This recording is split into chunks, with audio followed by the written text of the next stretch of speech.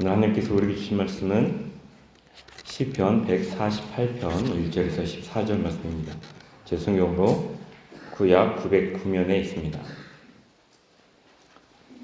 시편 148편 1절에서 14절 말씀 함께 교독하겠습니다. 할렐루야. 하늘에서 여호와를 찬양하며 높은 데서 그를 찬양할지어다.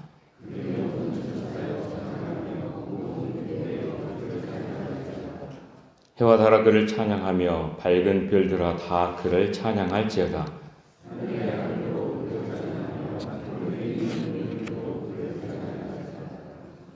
그것들이 여호와의 이름을 찬양함은 그가 명령하심으로 지음을 받았음이로다.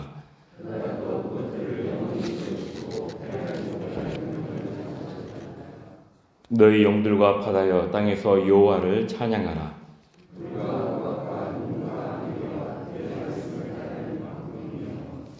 산들과 모든 작은 산과 과수와 모든 백향목이며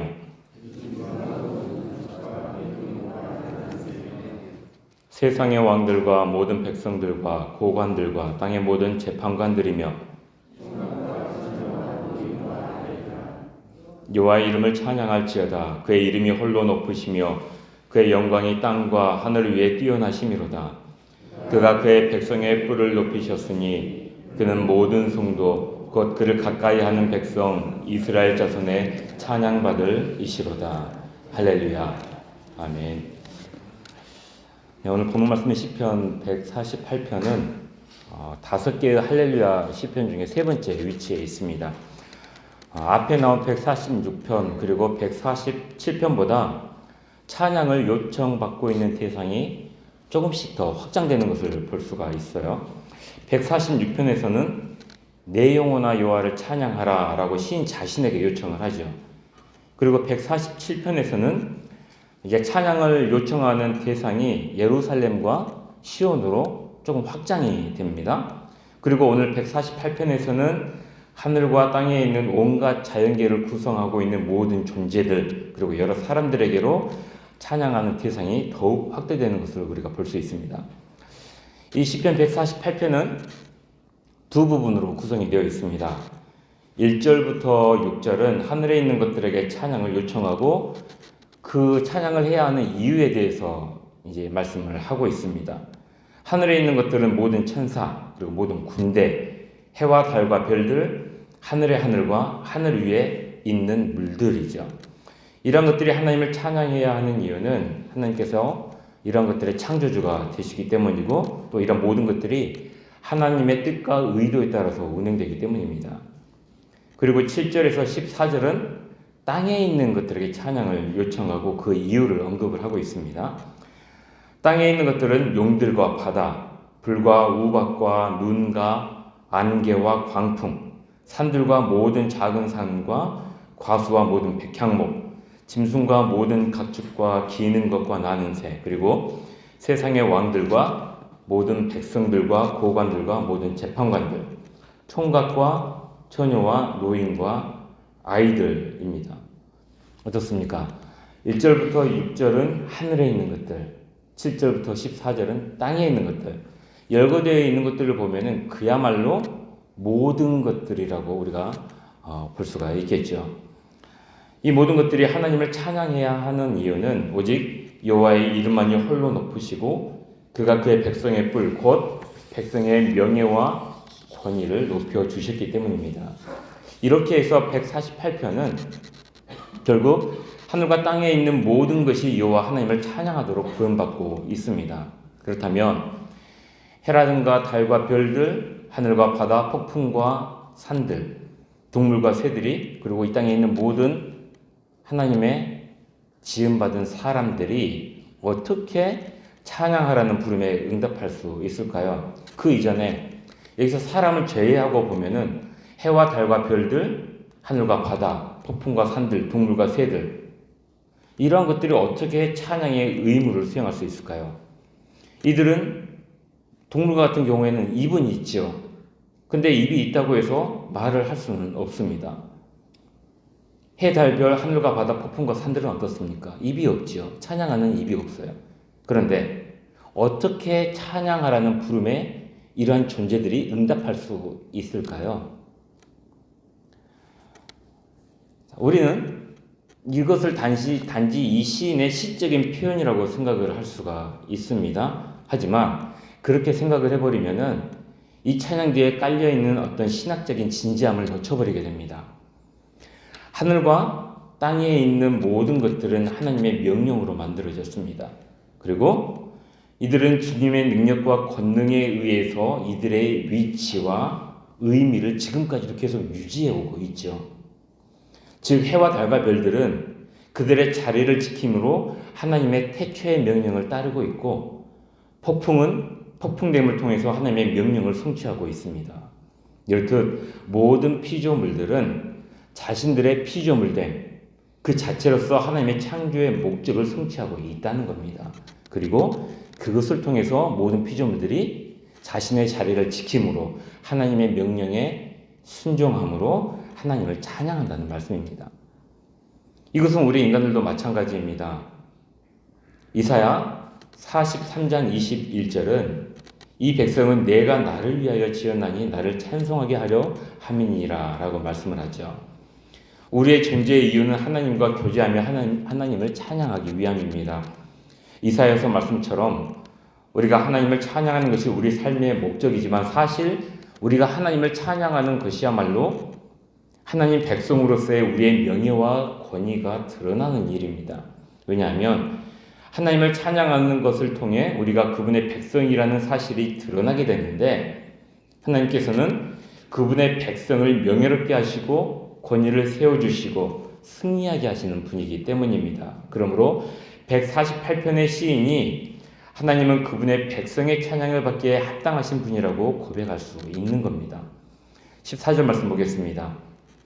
그가 그의 백성의 뿔을 높이셨으니, 여기서 뿔은 백성의 명예와 권위와 승리를 상징합니다. 그가 그 백성의 뿔을 높이셨으니 그는 모든 성도 곧 그를 가까이 하는 백성 이스라엘 자손의 찬양받을 이시로다. 할렐루야. 아멘. 이렇게 고백을 할 수 있는 겁니다. 우리가 하나님을 찬양하는데 어떤 조건이 요구되는 것은 아닙니다. 윤리성도 요구되지 않고요. 남녀의 구별도 없고 빈부의 차이도 없고 나이도 상관이 없습니다. 하나님을 찬양하는 것에 있어서는 모두가 평등합니다. 인간이 하나님의 형상으로 창조되었다는 것은 여러 가지 의미가 있지만 특별히 결국 모든 인간은 평등하다는 의미를 가지고 있습니다.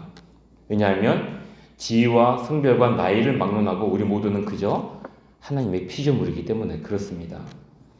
어디 사람만 하나님을 찬양하나요?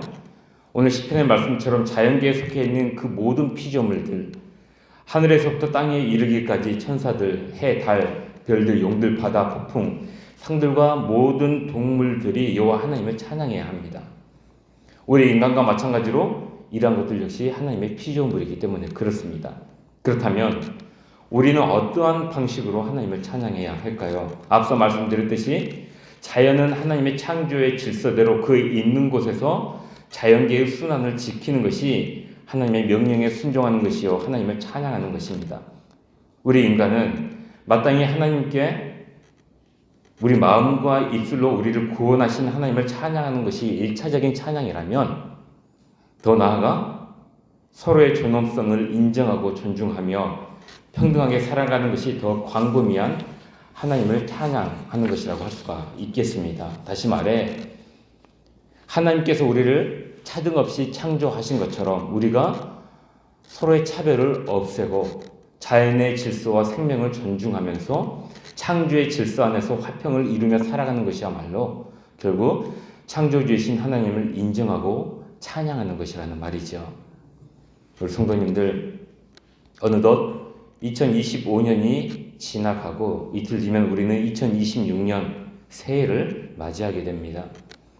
지금 이 순간까지 우리가 이 자리에 있는 것이 하나님의 은혜이건만 우리는 그 하나님의 은혜에 어떻게 반응하며 살아왔는가, 찬양하는 삶을 살아왔는가, 불평하는 삶을 살아왔는가 한번 돌아보아야 하겠습니다. 하나님을 찬양하는 것은 우리의 입술뿐만이 아니라 삶으로도 해야 할 일이죠. 우리를 구원하시고 끝없는 사랑을 베풀어 주신 하나님을 찬양하는 것과 함께 우리에게 주신 지체들을 사랑하며 존중하고 섬기는 것, 자연의 질서와 생명을 귀하게 여기며 창조의 질서 안에서 화평을 이루며 살아가는 것, 이 모든 것들이 하나님을 찬양하는 방법이 될 수 있음을 기억하시기 바랍니다. 그리고 남은 2025년 후회 없이 하나님을 찬양하시고 다가오는 2026년은 더욱 하나님을 찬양함으로 하나님께서 세워주시는 모든 명예와 권위를 마음껏 누리는 우리 성도님들이 되시기를 간절히 기원합니다.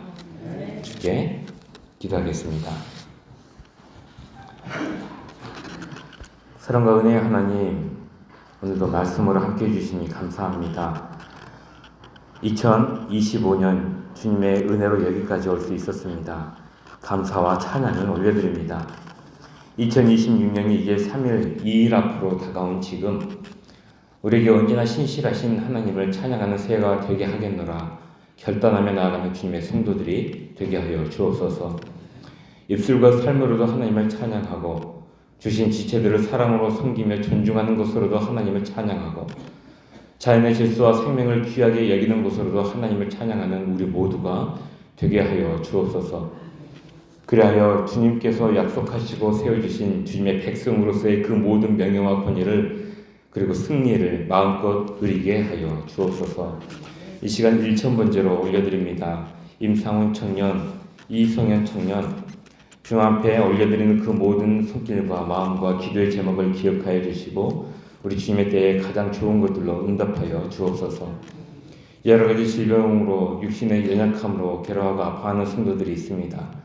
그들을 만져주시고 치유해주시고 그 모든 아픔과 질병들이 회복될 수 있도록 주님 도와주시옵소서. 나음을 받게 하여 주옵소서. 각자가 처한 상황에서 여러 삶의 문제 해결을 위해 기도하는 성도들 또한 있습니다. 그 모든 어려운 상황들이 삶의 문제들이 해결받을 수 있도록 풀어질 수 있도록 주님 도와주시옵소서. 자녀의 아픔과 구원을 놓고 기도하는 부모님들 또한 있습니다. 그들의 간과 눈물을 기억하여 주시고 그 기도가 우리 주님의 뜻 안에서 응답받을 수 있도록 주님의 은혜를 더하여 주옵소서. 우리나라를 불쌍히 여겨주옵시고 당면한 여러 가지 모든 일들이 주님의 은혜 가운데 잘 해결되게 하시며 이 나라의 주님의 정의와 공의와 상식과 질서가 올바로 세워지게 하여 주옵소서. 그리하여 우리 모두에게 주님의 참된 위로와 소망이 있게 하여 주옵소서. 감사드리며 우리 주 예수 그리스도의 이름으로 기도합니다. 아멘.